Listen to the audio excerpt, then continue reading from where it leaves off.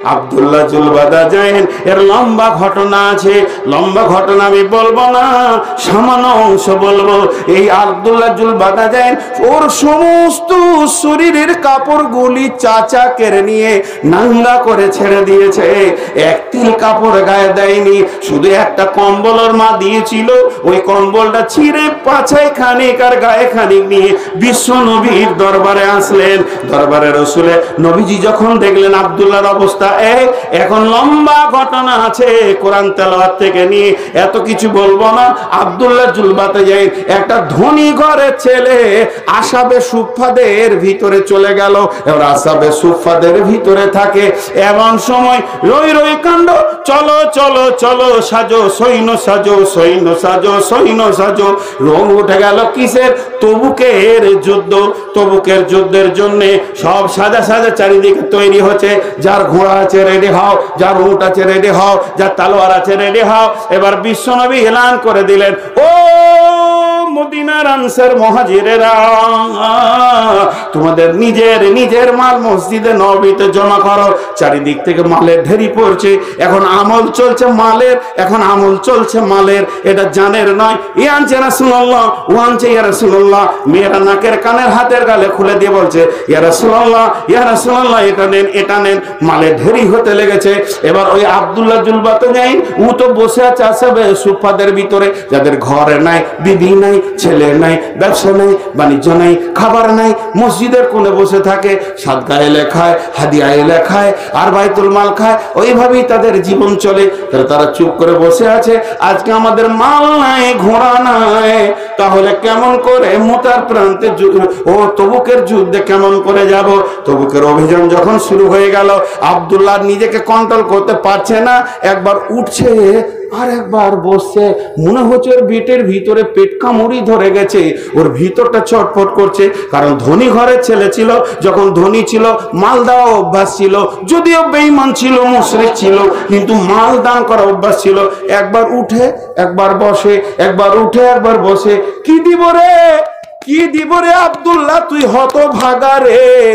আজকের দিনে এত বড় সুযোগ পজিশনে তুই হতভাগা রে। আব্দুল্লাহ উঠে বসে, উঠা বসা করতে করতে আর থাকতে পারলো না। স্বয়ং নবীজি যেখানে কাউন্টিং করছেন, মাল জমা নিচ্ছেন, নবীজির সামনে গিয়ে মাসুমের মতো দাঁড়িয়েছেন। নবীজি বললেন, আব্দুল্লাহ তুমি, আব্দুল্লাহ তুমি। এর থেকে বেশি কিছু বলেনি। এর ভিতরে গোপন কথা যেটা লুকানো আছে, আব্দুল্লাহ তুমি এলে কেন? এখানে তো মাল জমা হচ্ছে, তোমার তো কিছুই নেই।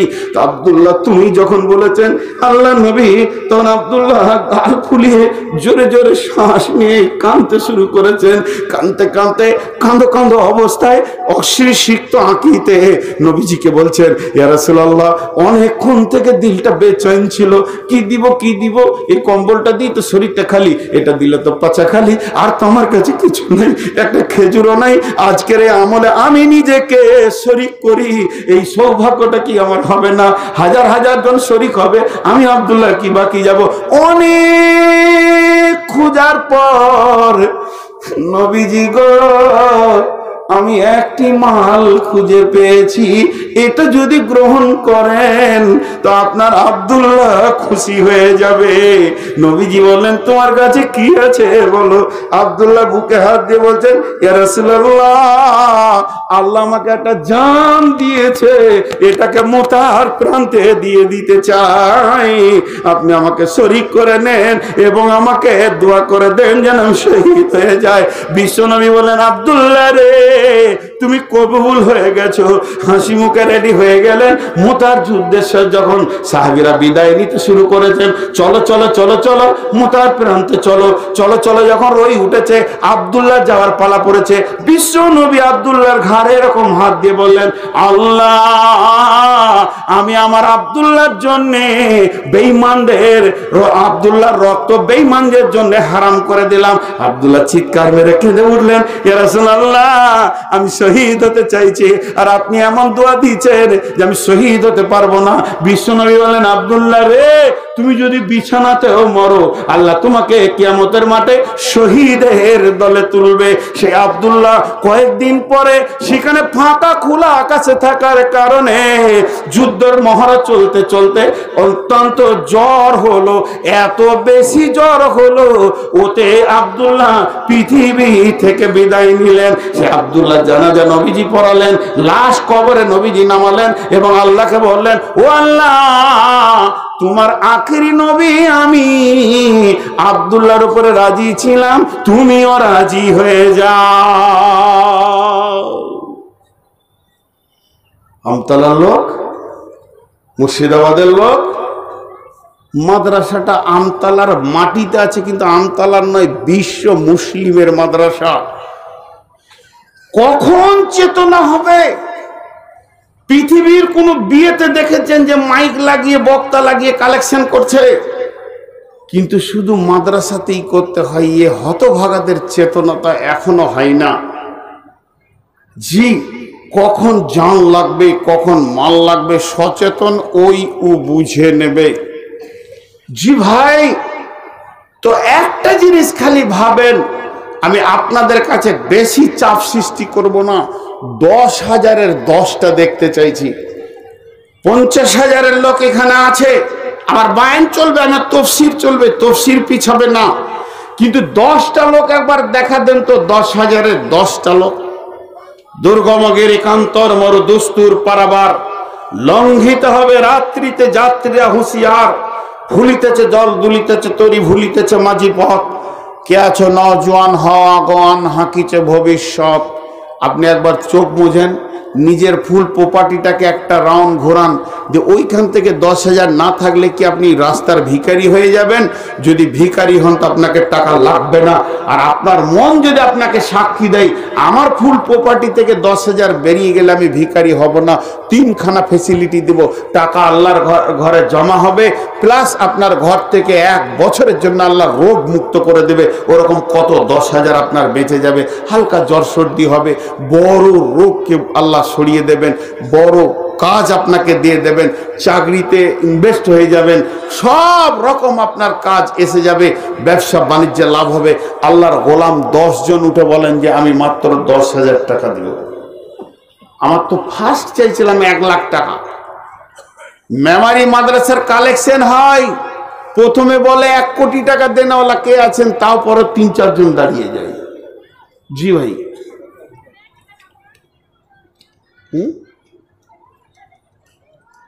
কোটি টাকাতে দাঁড়িয়ে যায়। কেউ আছেন? একজন আগে হাত তুলেন। জায়গা ছাড়বেন না, যে যেমন আছেন বসে থাকেন। একজন হাত তুলেন। মাশাআল্লাহ।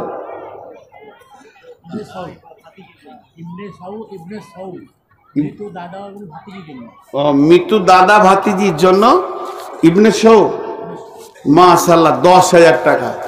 আর কেউ আছেন?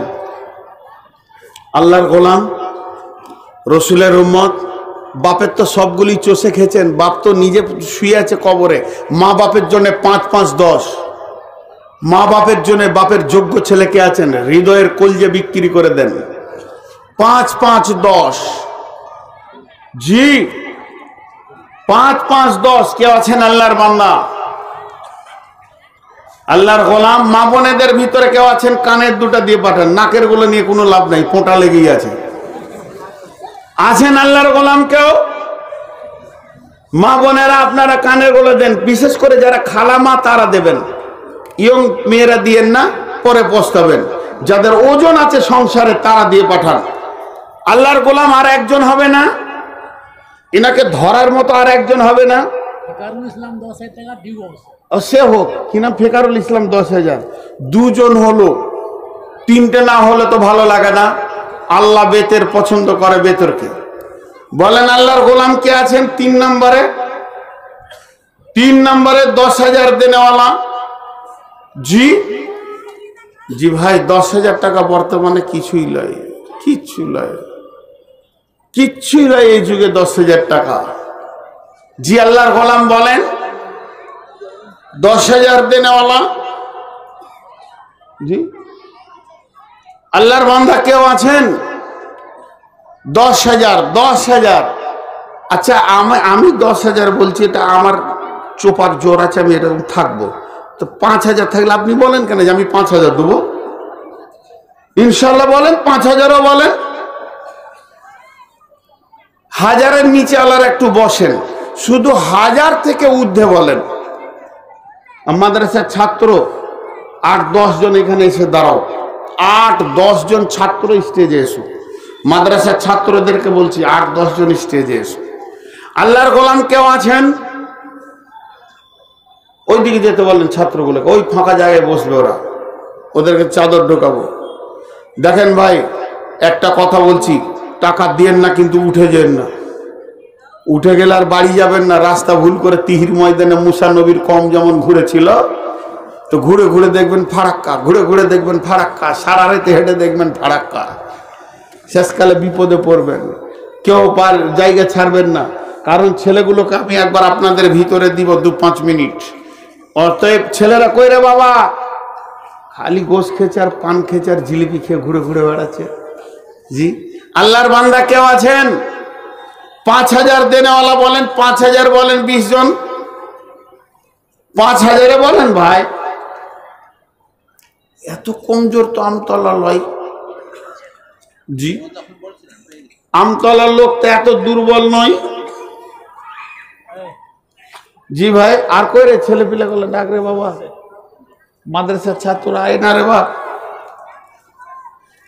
জি, কত আছে রে বাপ? হ্যাঁ, এরকম টাকা কেন রে বাবা? পকেট মারা নাকি রে বাবা? কবুল হয়ে যাবে, পকেট মেরে দিলে কবুল। জি মাশাআল্লাহ, 3000 আছে। আর কেউ আছেন ভাই? আল্লাহর গোলাম আর কেউ আছেন? 5000 দেনার দাঁড়ান। আপনাদেরকে একটা কথা বলি, 10টা মিনিট উঠিয়েন না, আপনাদের হাত পা ধরে বলছে। কারণ মাদ্রাসার মুখে লাত মারিয়েন না। প্রয়োজন হলে জুতাটা আমার মুখে ছুড়ে দেন, দুঃখ করবো না, মাফ করে দিব। আপনি যদি আমার মুখে 2টা ঝাঁটা মেরে দেন তো আমি আলহামদুলিল্লাহ ফুল বলে কবুল করে নিব, কিন্তু মাদ্রাসার মুখে মারিয়েন না। আমার মতো নূর মোহাম্মদ 200-500 জন্ম দিতে পারে এই মাদ্রাসা। আরে বাবা, চাদর নিয়ে ঢোক রে বাপ। ছেলে পিলেরা আসে না কেন গো? ছেলেরাও ব্যস্ত আছে জাগির বাড়িলে। জি, ওই 2টা তো হবে, 5-7 জোড়া যেতে হবে 5 মিনিটের মধ্যে কভার করতে গেলে। যারা বাবা যা। আর কমিটির লোক ঢুকেন না গো। তো এই তো খুব দুর্বল দেখছি, কালেকশনও দুর্বল দেখছি। কমিটির লোক ঢুকেন, 2-5 জন ঢুকে যান। চাদর যদি না পান তো এই হাতে হাতে কালেকশন করেন, হাতে হাতে। যারা একদম পরিচিত সক্রিয় কমিটি তারা ঢুকেন, নাহলে এই ফাঁকে আবার কাজ ফায়দা ছেড়ে নিবে কেউ। পেট বুঝে সুজে দেবেন কিন্তু, নাহলে ফায়দা উঠাবার লোকও আছে মাশাল্লাহ, সে দেখবে এই সুযোগ ছাড়া যাবে না। এত বড় সুযোগ। আরে বাবা, আরে ঢোক রে, ভিক্ষা কর রে বাবা। ছেলে পিলে চাদর না পেয়েছি, আমার জামাটা খুলে লে। জাযাকাল্লাহ। আর যাও যাও যাও, হাতে লাগো, হাতে নাও। আচ্ছা ঢুকে যাও, আমি বলছি তোমরা ঢুকো। ভাই এরকম টাকাগুলো খুলে দেন তো, এরকম খুলে দেন। যাও হাতে হাতে নিয়ে নাও, যাও। জাযাকাল্লাহ, হায়াকাল্লাহ। এবার আমি যে কথা আপনাদের সামনে বলছিলাম, চাদর ঢোকা, আমি বাইন শুরু করলাম। আল্লাহ তাবারাক ওয়া তাআলা বলছেন, بأموالهم بأن لهم الجنة يقاتلون في سبيل الله فيقتلون ويقتلون وعدا عليه حقا في التوراة والإنجيل والقرآن وما أوفى بعهده من الله فاستبشروا ببيعكم الذي بايعتم به وذلك هو الفوز العظيم। কত আছে? 4000, 5.5। ওই কোন ধরনের? আর 4.5 দিলে তো ওটা 10,000 হয়ে যায়। হ্যাঁ, কোন ধরনের হিসাব দেখো দেখি। হিসাব শুনি খালি ঘৃণা লাগে। দাও এই সোনার 500 টাকা দাও। ও 5.5 রাখবো না, 500 টাকা দাও। আর 500 টাকা দেন। আর দেন না ঘর 500 টাকা নাই, আর 500 টাকা দেন। হলো তো এত 500 টাকা ফেরত নিয়ে যান, দেন 500 দেন। আল্লাহর বান্দা, আল্লাহর জন্য দেন। হ্যাঁ, আর নাই, একদম নাই মোটি। হ্যাঁ, দেখি দেখি পকেটে হাত মারো। 200 টাকা নাই, নাই। হ্যাঁ, 20 টাকা দেন।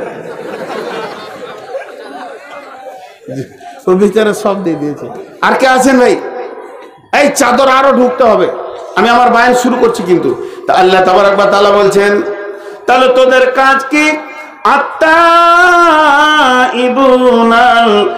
আবিদুনাল হামিদুনাস সাইহুন আস-সাইহুনার রাকিউনাস সাজিদুনাল আমিরুনা বিল মারুফি ওয়ান নাহুনা আনিল মুনকারি ওয়াল হাফিজুনা লিহুদুদিল্লাহি ওয়া বাশশিরিল মুমিনিন।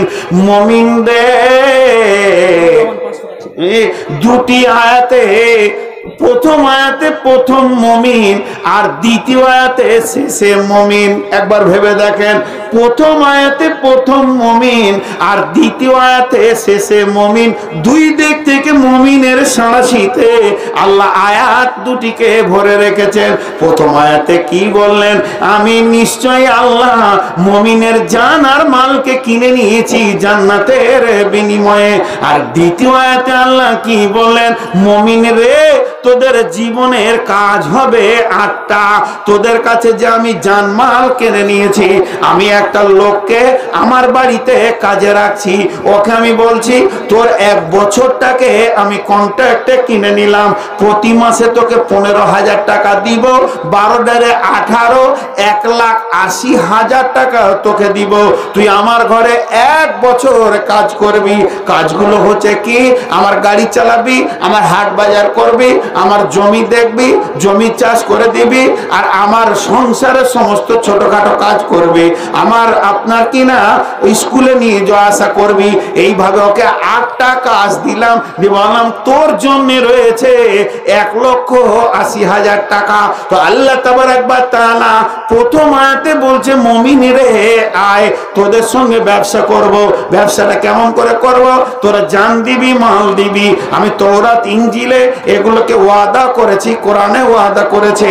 আর তোরা জান মাল যখন দিবি, আমি তোদেরকে জান্নাত দিব। কিন্তু জান্নাত দিব কথা শুনে এলে, তোদের কাজ হচ্ছে, ডিউটি হচ্ছে 8টা। তোরা তওবা করবি, তোরা ইবাদত করবি, গুনাহ থেকে ফিরে আসবি, রোজা রাখবি। আর তোরা কি করবে? আত-তাইবুনাল আবিদুনাল হামিদুনাস সাইহুন, আমার প্রশংসা করবে। তোরা রুকু করবি, তোরা সাজদা করবে। আর তোরা কি করবি? সৎ কাজের আদেশ করবি, অসৎ কাজ থেকে নিষেধ করবে। আর কি করবি? আমার কোরআনের জান মাল দিয়ে হিফাজত করবে। ওয়াল হাফিজুনা লিহুদুদিল্লাহ। এই 8টা ডিউটি যখন তুই করবি, মুমিনের রে ওয়াবাশশিরিল মুমিনিন, তোর জন্য আমি সুসংবাদ রেখেছি। জেনেও জানো না, একটা হলো আমানাত আর একটা হলো খেয়ানাত। একটার নাম আমানাত আর একটার নাম খেয়ানাত। মুনাফিকের যে 3টি আলামত আছে, তার মধ্যে একটা হলো আমানাতকে খেয়ানত করা। তো আমি আজকে আপনাদের সামনে মুনাফিক নিয়ে কথা বলবো না, শুধু আমানাত আর খেয়ানাতটা বুঝেন। এটা জমার খাতায় 1-2 মিনিট রাখেন। কিয়ামতের মাঠে আদালত হবে 2টি, একটা হলো হাক্কুল্লাহ, একটা হাক্কুল ইবাদ। হাক্কুল্লাহটা যত আসান, হাক্কুল ইবাদটা অত কঠিন। হাক্কুল্লাহ যদি একটু কম হয়ে যায় তো আল্লাহ মাফ করবেন, আল্লাহ মেহেরবান। আল্লাহর যে হকগুলো আমাদের কাছ থেকে প্রাপ্য রয়েছে, এর ভিতরে যদি একটু আধটু কম বেশি হয়ে যায়, আল্লাহ মাফ করবেন। একজন সাহাবী রাসূলুল্লাহ সাল্লাল্লাহু আলাইহি ওয়াসাল্লামকে জিজ্ঞাসা করছেন, এ রাসূলুল্লাহ, কিয়ামতের মাঠে বিচার কে নেবে, হিসাব কে নেবে? তো আল্লাহ রাসূল বললেন আল্লাহ। উনি তখন বলছে আমার কোনো আর চিন্তা নাই। আল্লাহ যখন হিসাব নেবে তখন আর চিন্তা নাই, অন্য কেউ হলে ভেজাল ছিল। আল্লাহ মেহেরবান, উনি মাফ করবেন। এর জন্য আমি খুব কনফিডেন্সের সঙ্গে বলছি আমার আর কোনো চিন্তা নাই, আল্লাহ নেবে তো ওদের দেখা যাবে। তো এটা হলো হাক্কুল্লাহ। কিন্তু হাক্কুল ইবাদের ব্যাপারে কঠিন।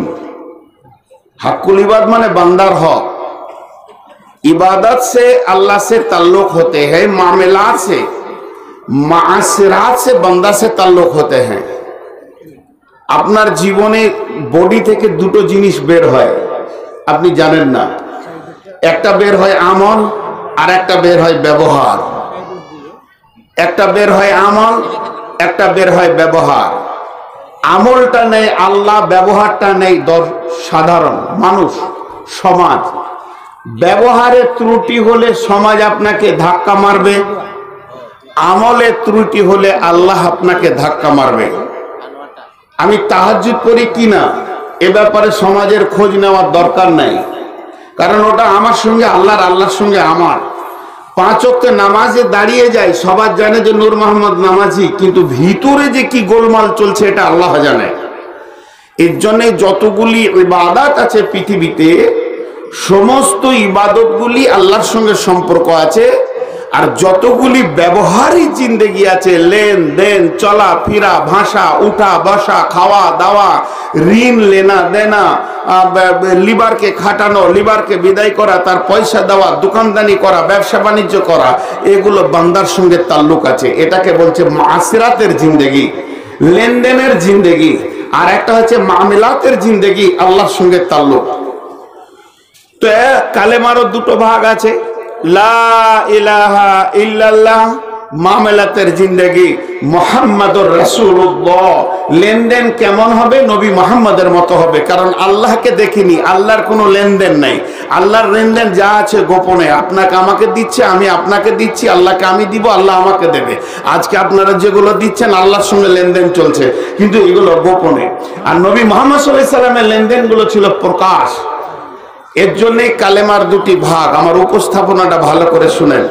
একটা হচ্ছে লা ইলাহা ইল্লাল্লাহ, কোনোদিন দেখা যায়নি, কোনোদিন দেখা যাবে না, কোনোদিন দেখা সম্ভব নয় আল্লাহকে।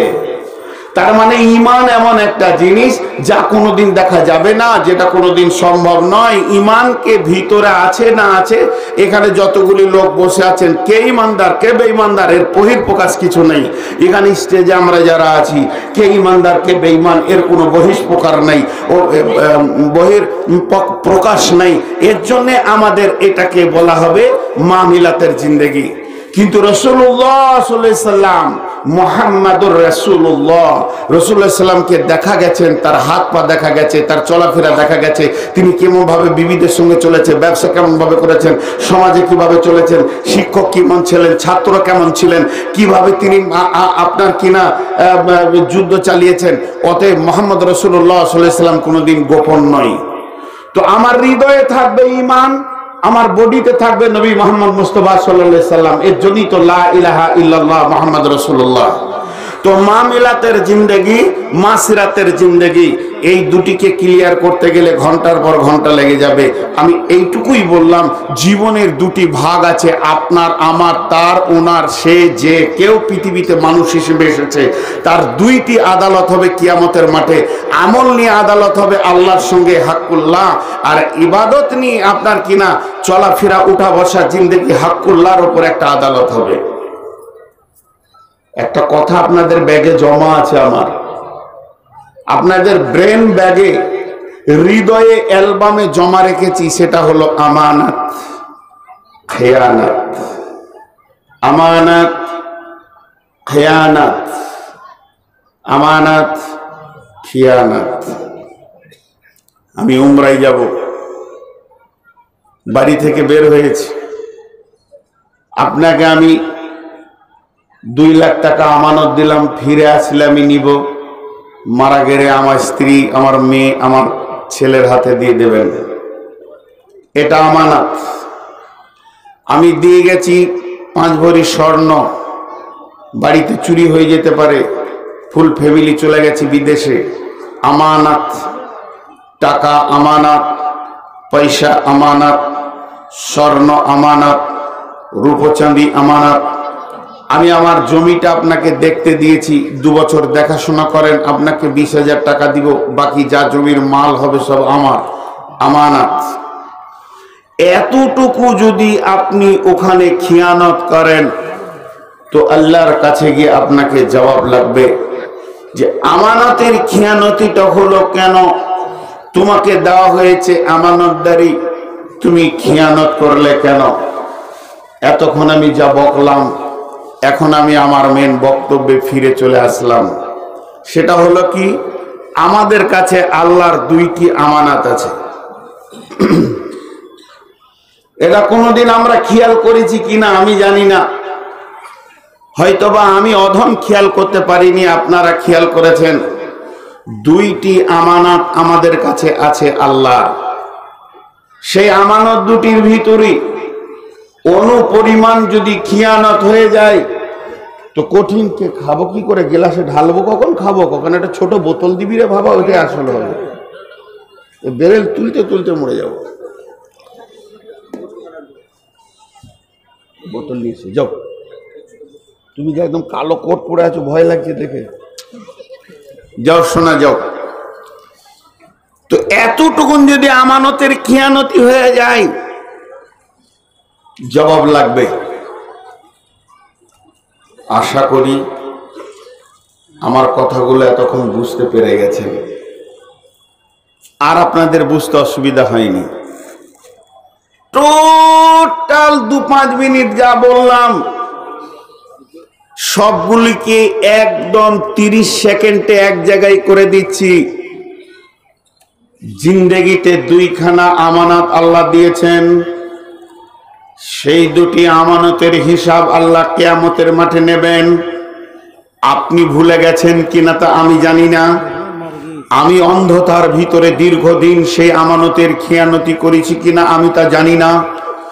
অন্ধতার চোখের ঠুলিকে সরিয়ে দিয়ে দিবালোকে কাগজ কলম নিয়ে অঙ্ক করে দেখতে হবে আমি আমার আল্লাহর আমানতদারি ঠিক রাখতে পেরেছি কি পারি নাই।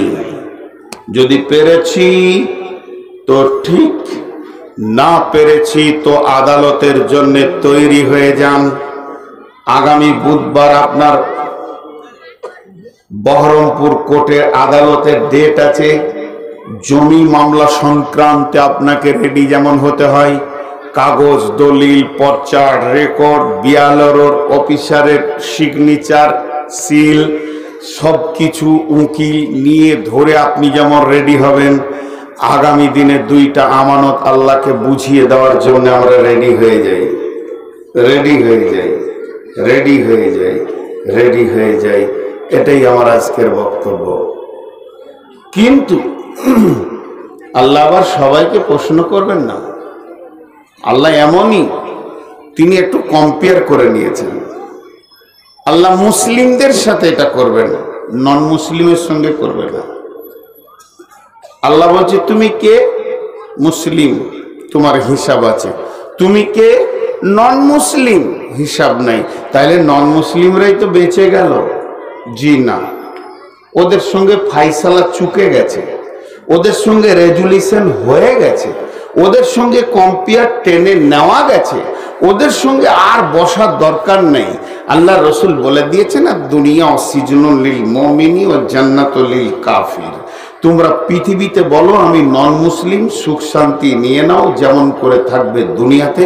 মরার পরে চিরদিন আবাদান আবাদান আবাদান আবাদান জিন্দেগিতে তুমি জাহান্নাম ভোগ করবে। ঝামেলা শেষ নন মুসলিমদের সঙ্গে।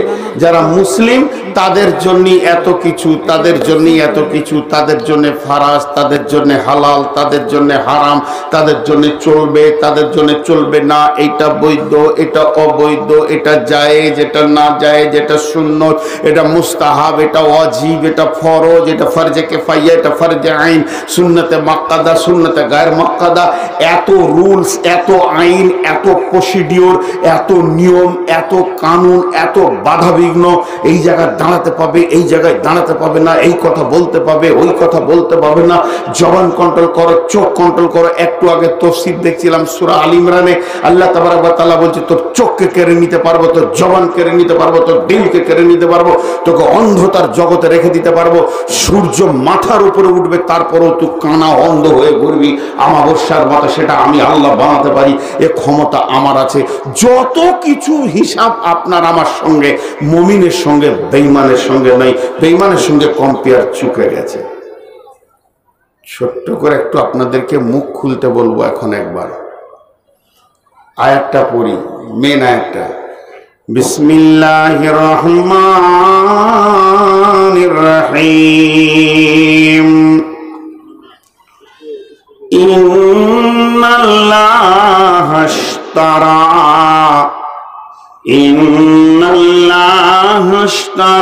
মিনাল মুমিনিনা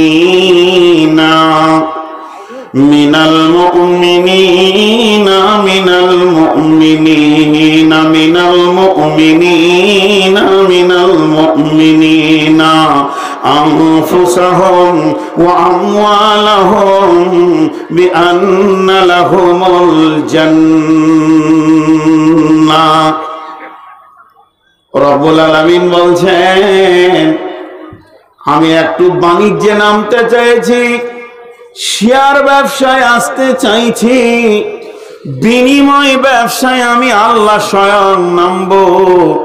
কিন্তু আমার সঙ্গে যারা শেয়ার হোল্ডারে আসবে, আমার সঙ্গে যারা বিনিময় ব্যবসায় নামবে, কাফের আসবে, নিব না, মুশরিকের জায়গা হবে না।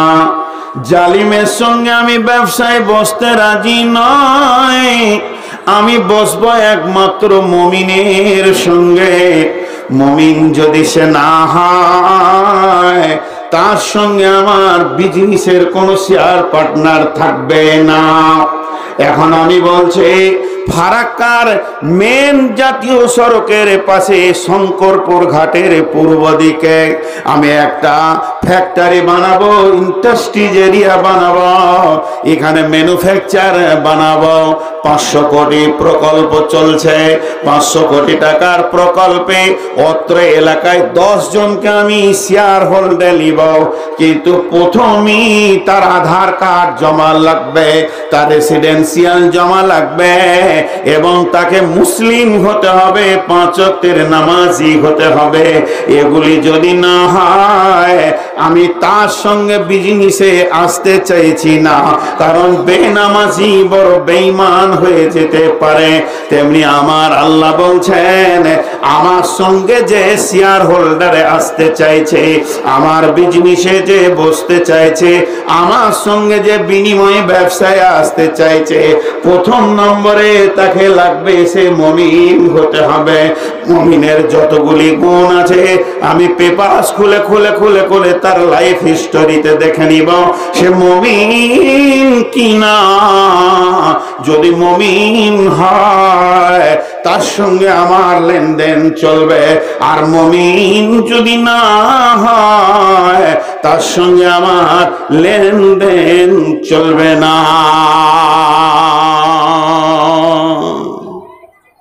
এখানে একটা ভেজাল সৃষ্টি হলো। আপনারা বসলে ভালো হতো, আমার মনটা চাইছে আপনারা বসেন, মাঝে মাঝে পানি খাবো। এবার মরবো, ওই যে লোককে বকছি না, ছেলে পিলেকে ধুমকাইছি, এটা মওতের লক্ষণ। বুড়া যখন বেশি বকেতে জানতে হবে মরবে। তো এই যে বকছি ছেলে পিলেদেরকে, এই বাদামালা পালা, তুই ক্যামেরা নাম চেয়ারে, এগুলো মরার লক্ষণ। পিপুলিকার পর হয় মরিবার তরে। আমার চোপার জোর হয়েছে, এবার মরবো। এই জন্য পানিও ঘন ঘন খেয়েছি, আজরাইল কখন আসবে। ঘরানারা ভালো করে শুনেন। মুমিনের সঙ্গে আল্লাহ বসছে, তাহলে কোরআনে আরো জান্নাতি আছে। শহীদ জান্নাতি, সলেহিন জান্নাতি, সাবিরিন জান্নাতি, মুফলিহুন জান্নাতি, মুহতাদুন জান্নাতি, মুত্তাকি জান্নাতি। তেমনি শহীদেরাও জান্নাতি। ওর ভিতরে জান্নাতি হচ্ছে মুমিনরাও। মুমিনরাও, মুখ খুলেন না, মুমিনরাও জান্নাতি। মুখ খুলছেন না কেন জি? সবাই 5 সেকেন্ড চুপ থাকেন, মুখ বন্ধ আছে। ওদের চলছে মেশিন। তো এরা জান্নাতি। তা আল্লাহ শুধু মুমিনকে কেন বললো? একটা উদাহরণ দিব। আজকে পানি আসছে খালি, থাক, পাগলা মানুষ আমি, থাক। এখন একটা উদাহরণ খুব মন দিয়ে শুনেন। এট ফার্স্ট সোনা, প্রথম ধাতুটার নাম কি বললাম? সবাই মুখ খুলেন, কি বললাম? নাকেরটা সোনা, কানেরটা সোনা, হাতেরটা সোনা, গলারটা সোনা, সোনা থেকেই সব। ফার্স্ট ধাতুটা কি? সোনা। সোনা কি পিটিয়ে কানের, সোনা কি পিটিয়ে নাকে, সোনা কি পিটিয়ে গলার, সোনা কি পিটিয়ে হাতের। তো ফার্স্ট মমিন, মমিনই শহীদ হয়, মমিনই মুত্তাকি হয়, মমিনই সালেহিন হয়, মমিনই মুফলিহুন হয়, মমিনই মুহতাদুন হয়। কথাটা বোঝাতে পারলাম? একবার বলেন, বোঝাতে পারলাম? এর জন্য আল্লাহ বলছেন, আমি আল্লাহ মুমিনের কাছ থেকে তার জান মালকে কিনে নিয়েছে। এখন চলেন একটু আগে যায়, মুমিন বামানা মুসলিম, মুমিন বামানা মুসলিম। বিশ্ব নবী নিজে একটি উদাহরণ দিচ্ছেন, এটা আমার ব্রেনে নয়, আপনার ব্রেনে নয়। বিশ্ব নবী বলছেন, ও পৃথিবীর মানুষের, তোমার সামনে যদি একটা উটকে নিয়ে আসা হয়, আর উটের নাকে যদি নথ পরিয়ে দেওয়া হয়, মুখেতে লাগাম দিয়ে গলায় দড়ি পরিয়ে ওটাকে যার হাতে ধরিয়ে দেওয়া হবে, উট তখন বুঝে নেবে আমার ব্রেনের মূল্য নাই, আমার জীবনের কোনো মূল্য নাই। আমার দড়িটা যার হাতে আছে, ও যদি ডানে টানে তো ডানে যেতে হবে, ও যদি বামে টানে তো বামে যেতে হবে, সামনে টানলে সামনে যেতে হবে, পেছনে টানলে পেছনে যেতে হবে। একটা মুমিনের অবস্থা হলো ওই উটের মতো, একটা মুসলিমের অবস্থা হলো ওই উটের মতো।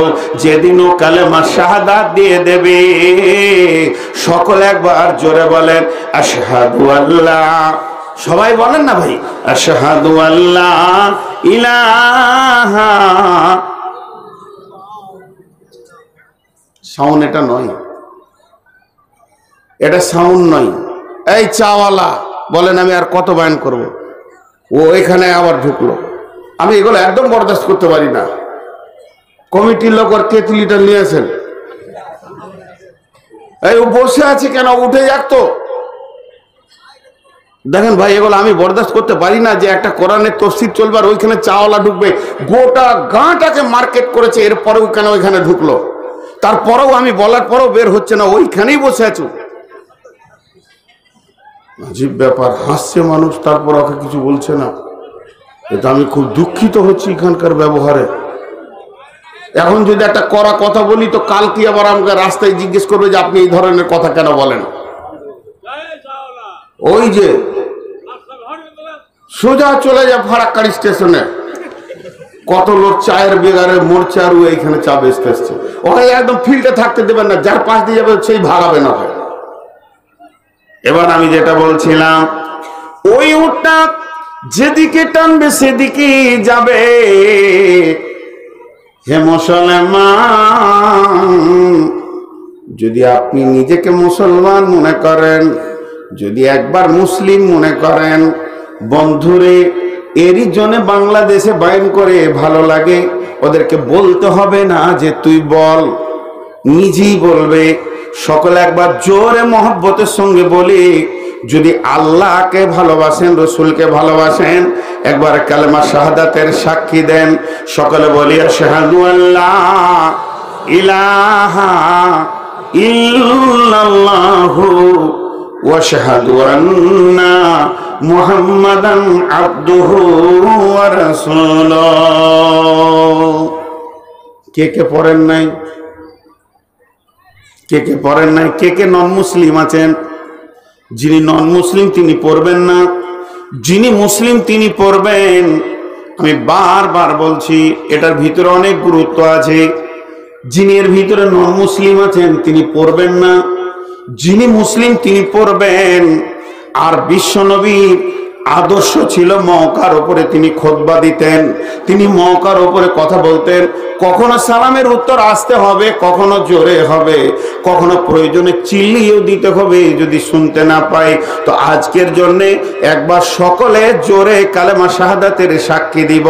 আমার আল্লাহ আসমান থেকে খুশি হবে, আমার গোলামেরা আমাকে মেনে নিয়েছে, আমার রসুলকে মেনে নিয়েছে।